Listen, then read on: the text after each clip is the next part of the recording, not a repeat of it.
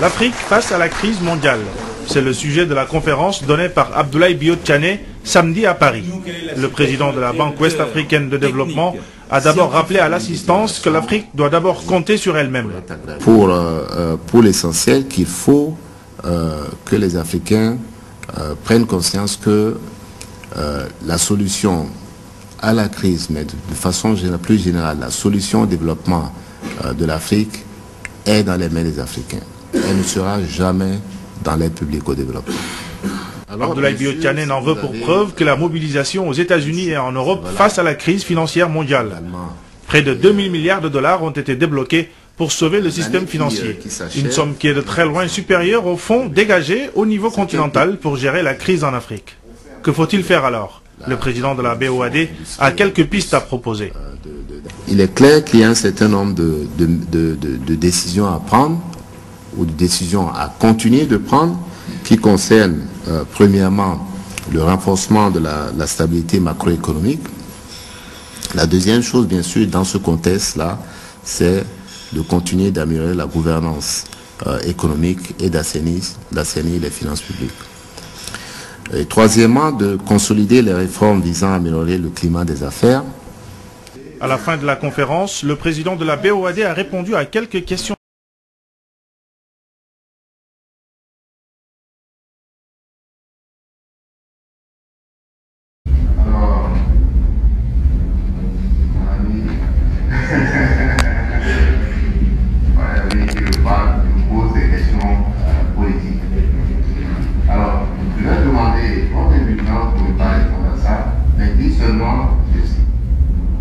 Il concerne vraiment tous les pays africains.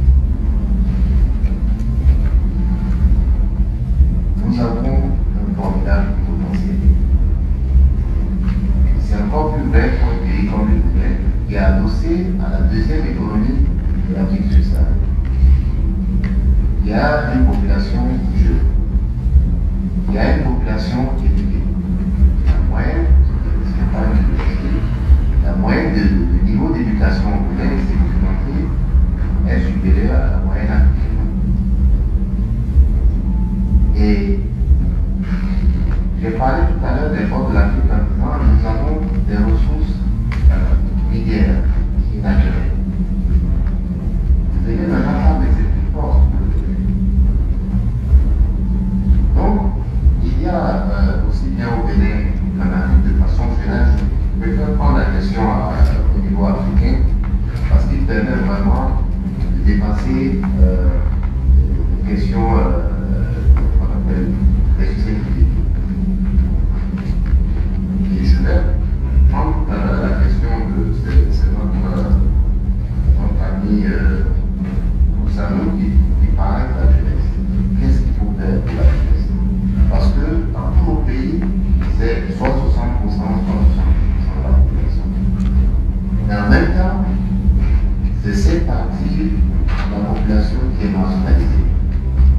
Parce que 1 sur 10, c'est jeunes qui sortent, qui rentrent sur le marché du travail, et entrent comme des chômeurs.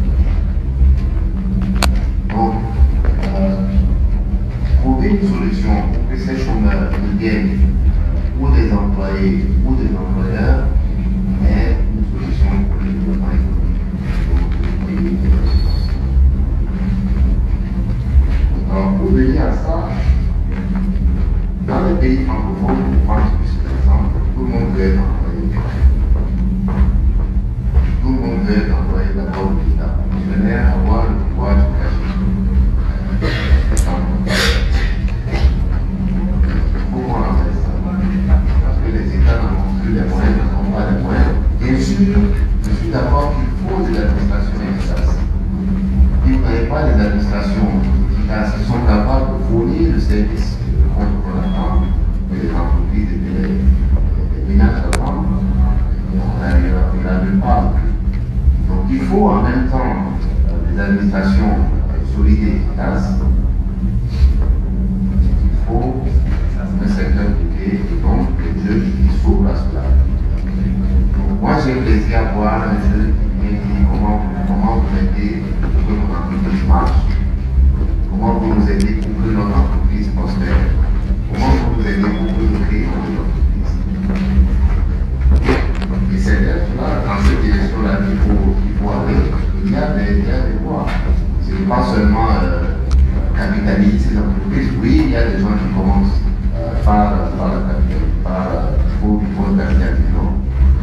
il y a aussi la formation. Il y a la question de la formation importante. Parce que nous avons aussi, par exemple pour les pays francophones, nous avons des systèmes éducatifs et des systèmes économiques qui fonctionnent parallèlement. C'est-à-dire un système éducatif qui forme des gens qui sont inutiles pour le système économique. Il y a un système économique qui ne sait pas utiliser les gens qui sont sortis des écoles. Donc il faut, et la question de la formation doit répondre à ça. Il faut trouver la solution qui permet l'éducation. Donner la formation additionnelle aux gens qui permettent à quelqu'un qui sort avec une maîtrise, par exemple en économie, de pouvoir travailler immédiatement dans l'entreprise. Moi, je vois beaucoup de gens qui viennent, par exemple, en stage, chez moi, on va dire, et qui ne savent pas allumer l'ordinateur. Bon, ça vous choque, mais c'est comme ça. Donc, il y a la question de la formation, il y a la question des ressources, et il y a la question de l'assistance à la gestion. Il peut apporter une réponse à cela. Et bien sûr, vous avez posé la question culturelle. Oui, ça c'est une des réponses à la jeunesse. Il faut que la jeunesse, c'est le sport aussi. Donc, comment créer un secteur du sport qui fasse vivre les gens. Ici, dans le pays où vous vivez, en Europe de façon générale, et aux États-Unis encore plus, il y a un secteur économique du sport. Ce n'est pas une banalité qu'il n'y en ait pas en Afrique. Il peut y en avoir. De la même manière, il doit y avoir un secteur économique culturel. Il y a des pays, de façon générale d'Afrique, regorgent de ces ressources-là, dont les gens veulent en matière culturelle, et qui ne sont pas sur le marché.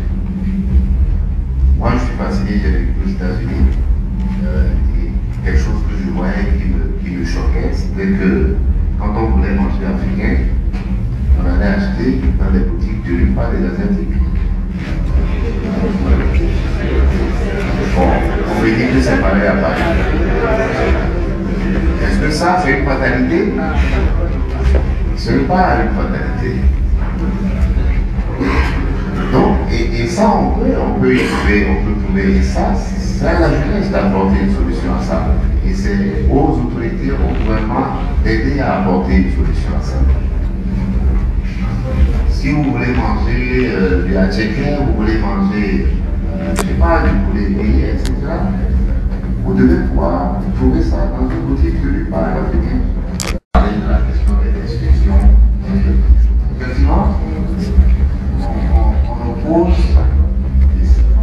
ça. Et je rappelle encore une fois le discours d'Obama à Accra. Il disait qu'il vaut mieux des institutions solides qu'un leader confidentiel.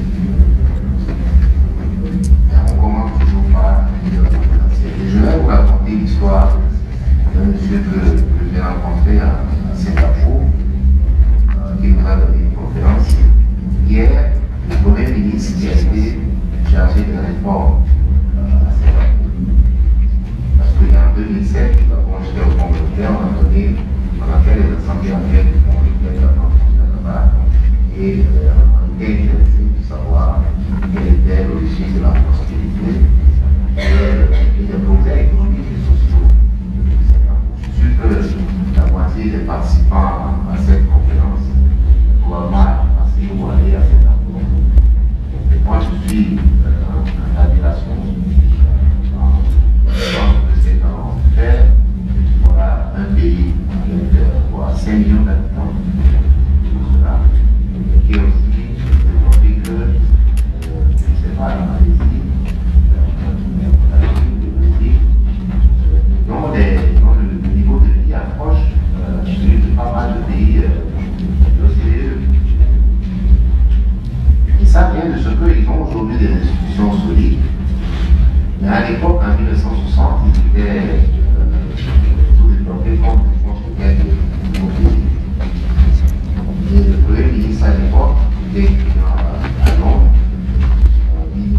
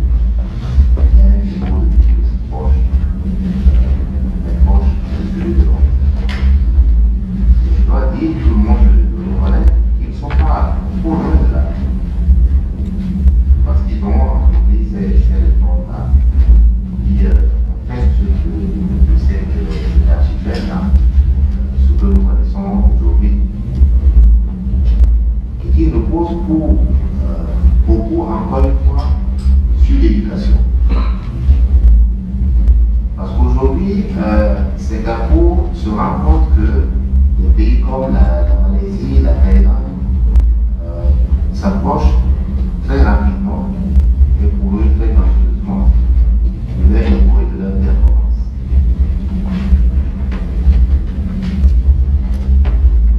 Alors la réponse pour eux c'est encore plus d'éducation pour que nous soyons toujours devant les autres en matière de développement. Donc il faut un leadership éclairé pour commencer ça. Et il faut appuyer à ça et avec ça des institutions solides, des institutions crédibles pour que justement on puisse donner la chance à tout le monde. Si vous avez seulement un leadership éclairé, quel est celui-là seul qui peut choisir les gagnants? N'empêche le leadership justement de choisir le leadership de la façon la plus juste, la façon la plus juste. Et justement, l'existence d'institutions solides permet justement d'avoir d'équilibrer les choses, de donner une chance à tout le monde, de donner une chance à tous ceux qui le veulent, par exemple. D'avoir des institutions financières solides et crédibles qui permettent d'avoir des règles qui rassurent tous les opérateurs internes et externes. Donc voilà. Et quand on regarde effectivement l'Afrique aujourd'hui, dans cette étude dont je parlais pour le Fonds monétaire, il disait qu'il fallait, avec des institutions du même niveau que l'Afrique, que l'Amérique latine, l'Afrique pourrait il disait aussi que les pays africains qui réussissaient étaient ceux dans lesquels le leadership était engagé dans ces réformes. Donc, la question du leadership aussi est importante. Elle est importante dans une phase de développement. Alors, je suis sur votre cri du cœur pour la santé. Je peux être d'accord. Parce que quand on regarde effectivement aujourd'hui l'Afrique, c'est bien sûr aussi malheureusement l'Afrique des maladies. Et parfois des maladies que nous savons guérir aujourd'hui. Non, le paludisme. Bien sûr, il n'y a pas encore un vaccin efficace contre le paludisme. C'est la maladie qui tue le plus en Afrique. Parce que ceux qui en souffrent beaucoup et qui en meurent, malheureusement, sont ceux qui sont incapables d'accéder aux médicaments les plus chers.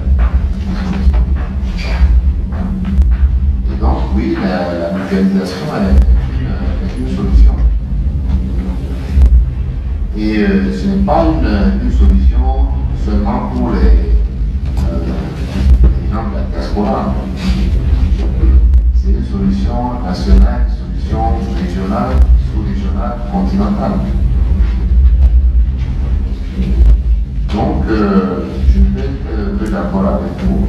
J'invite tous ceux qui veulent et peuvent travailler dans ce domaine-là, qui ont une certaine expertise à le faire.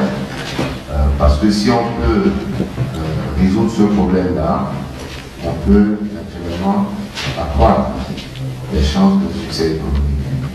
Parce que le nombre le volume des heures gaspillées, parce que les gens ont le paludisme et ne peuvent pas travailler, le nombre de ressources gaspillées perdues, parce que on investi dans des braves familles qui meurent parce qu'on ne peut pas créer le paludisme, sont absolument incroyables et inacceptables. Donc je plus ce que vous dites. Ce n'est pas contradictoire à tout ce que nous disons ici aujourd'hui, qui va être obligé de considérer, mais c'est absolument.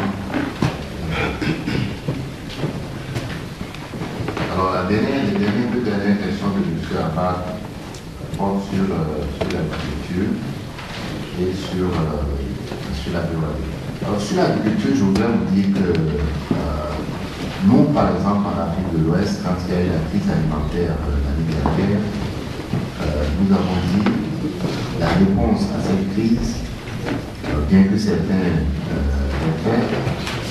pays l'aient fait, n'est pas d'accorder des subventions à la consommation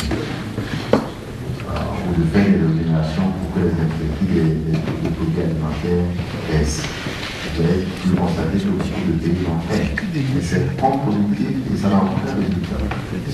Et sur le moyen terme, au contraire, ça réduit les chances d'atteindre l'autosuffisance alimentaire.